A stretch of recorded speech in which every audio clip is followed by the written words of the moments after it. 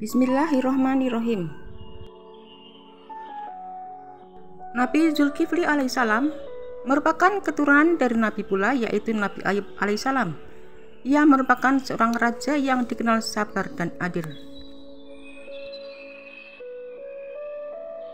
Nabi Zulkifli bernama asli Basyar adalah seorang putra Nabi Ayub alaihissalam. Diperkirakan hidup pada tahun 1500 atau 1425 sebelum Masehi.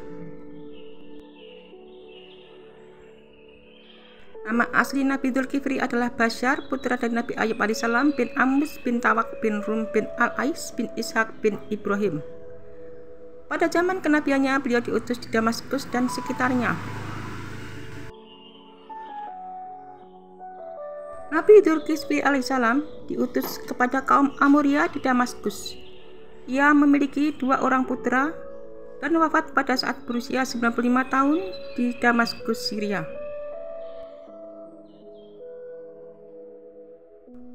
Pada saat itu, seorang raja Israel yang bernama Elyasa sudah tidak berdaya menjalankan pemerintahan karena sudah lanjut usia. Ia membutuhkan calon pemimpin pengganti yang dapat melanjutkan kerajaannya. Raja Elyasa tidak memiliki putra pewaris, sehingga akhirnya mengumpulkan rakyatnya untuk meminta kesediaannya mereka menggantikannya sebagai pemimpin Bani Israel. Ia mengajukan beberapa persyaratan untuk menjadi penggantinya. Beberapa persyaratan tersebut yaitu berpuasa di siang hari dan beribadah di malam hari, serta tidak boleh marah.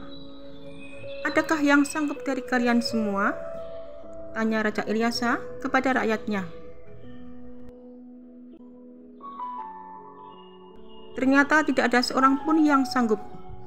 Tentu tidak mudah menemukan calon pengganti raja, karena tidak ada yang mengajukan diri dengan persyaratan yang begitu sulit.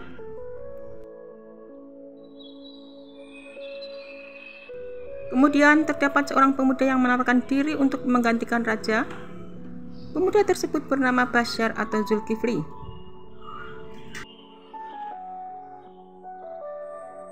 Awalnya Raja Elyasa tidak percaya bahwa Basyar yang sanggup memenuhi persyaratannya. Namun Basyar berusaha meyakinkan Raja Elyasa. Beberapa kali Basyar menyatakan kesanggupannya hingga akhirnya raja percaya.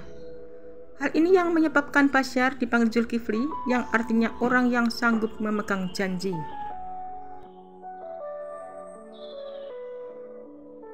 Zulkifli menepati janjinya secara tulus dan penuh. Dia memiliki kesabaran untuk bangun sholat di malam hari, berpuasa di siang hari, dan tidak marah.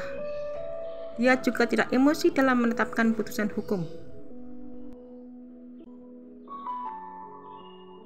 Setelah menggantikan Raja Elyasa menjadi raja, Nabi Zulkifli alaihissalam tidak pernah marah. Ia benar-benar menjaga waktu tidur dan waktu-waktu lain untuk mengurus rakyatnya.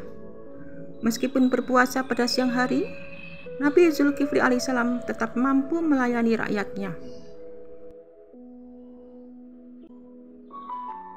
Pada saat malam hari, ia memanfaatkan waktu hanya untuk beribadah kepada Allah. Bahkan sifat kesabaran Nabi Zulkifli alaihissalam tertuang di dalam Al-Quran sebagai golongan orang-orang yang saleh dan bersabar. Allah berfirman dalam Quran surat Al-Anbiya ayat 85. "Dan ingatlah kisah Ismail, Idris, dan Zulkifli. Mereka semuanya termasuk orang-orang yang sabar." Kemudian dalam surat Shad ayat 48 Allah berfirman, "Dan ingatlah Ismail, Elyasa, dan Zulkifli, semuanya termasuk orang-orang yang paling baik." Nabi Zulkifli alaihissalam sudah terbiasa menjalankan ibadah seperti yang disyaratkan Raja Elyasa sejak sebelum dan sesudah menjadi raja. Ia kemudian menjadi raja Bani Israel dan rajin melakukan ibadah serta ahli dalam membuat keputusan hukum. Suatu kisah, Nabi Zulkifli alaihissalam hendak istirahat, kemudian datanglah setan dengan wujud seorang kakek masuk ke dalam istana. Setan tersebut berpura-pura menjadi tamu dan ingin memancing kemarahannya.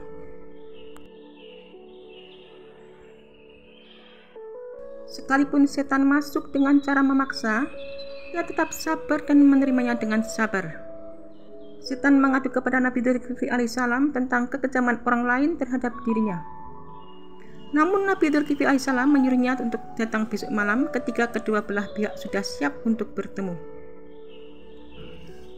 Akan tetapi setan mengingkarinya dan malah datang di pagi hari. Keesokan harinya si setan berwujud kakek ini datang dan mengadu seperti pada malam sebelumnya. Kemudian Nabi Dzulkifli alaihissalam menyuruhnya untuk datang pada malam hari saja. Namun si kakek yang berjanji pada Nabi Dzulkifli untuk datang pada malam hari, akan tetapi tetap saja si kakek ini mengingkari janjinya. Di hari ketiga, kakek tersebut datang lagi, tetapi pada saat itu ia menyelinap menembus pintu dan menampakkan dirinya kepada Dzulkifli dalam wujud setan asli. Setan akhirnya gagal memperdaya Nabi Dzulkifli alaihissalam yang tetap berpegang teguh pada janjinya untuk tidak marah. Berkat keistimewaan tersebut, maka Allah Subhanahu wa Ta'ala mengangkatnya sebagai seorang nabi. Pada suatu ketika terdapat orang-orang durhaka yang memberontak kerajaan Nabi Dzulkifli alaihissalam. Kemudian Nabi Dzulkifli menyerutu kepada rakyatnya agar memerangi orang-orang durhaka itu. Namun rakyatnya takut mati sehingga tidak ada seorang pun yang mau berangkat berperang.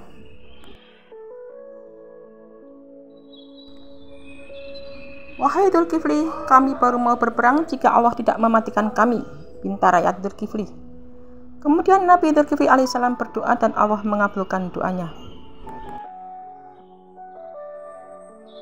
Kemudian pasukan Nabi Dzulkifli berhasil mengalahkan orang-orang durhaka.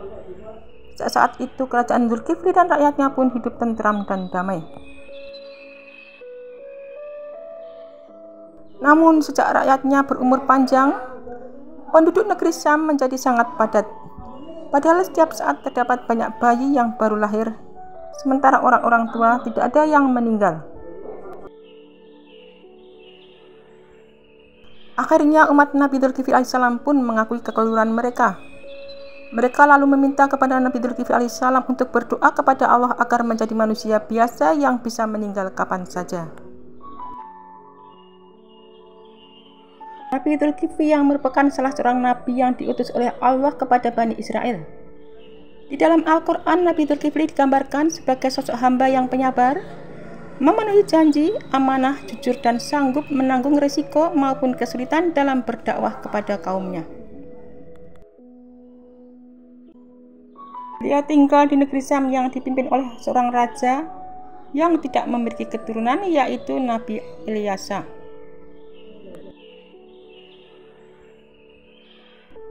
Awal mula dia dipanggil Dzulkifli adalah ketika suatu hari sang raja sedang mencari penggantinya yang ia akan menyerahkan kekuasaan kepada siapa saja yang mau bertanggung jawab menjalankan amanah umat dan orang-orang yang bertakwa kepada Allah Subhanahu wa Ta'ala.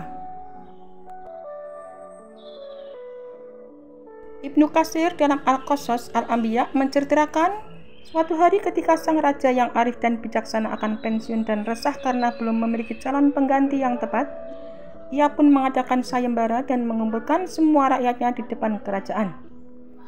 Sang raja berkata, "Wahai rakyatku, aku ingin mengangkat seseorang untuk memimpin kalian di masa hidupku agar aku dapat melihat tindak tanduknya."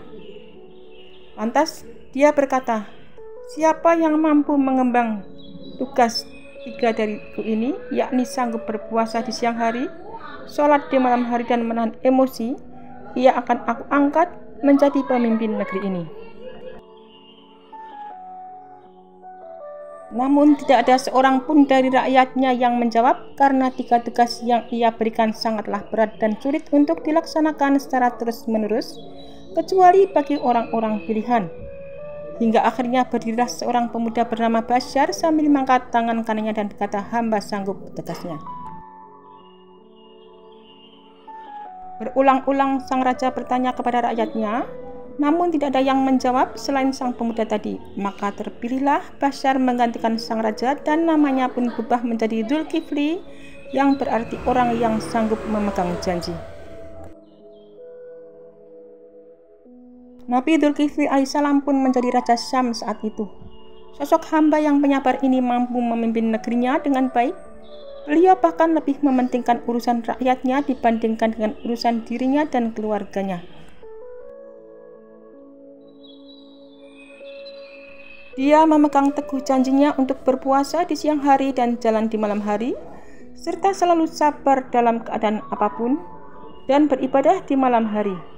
Ia juga tidak pernah marah-marah apalagi terlihat murka.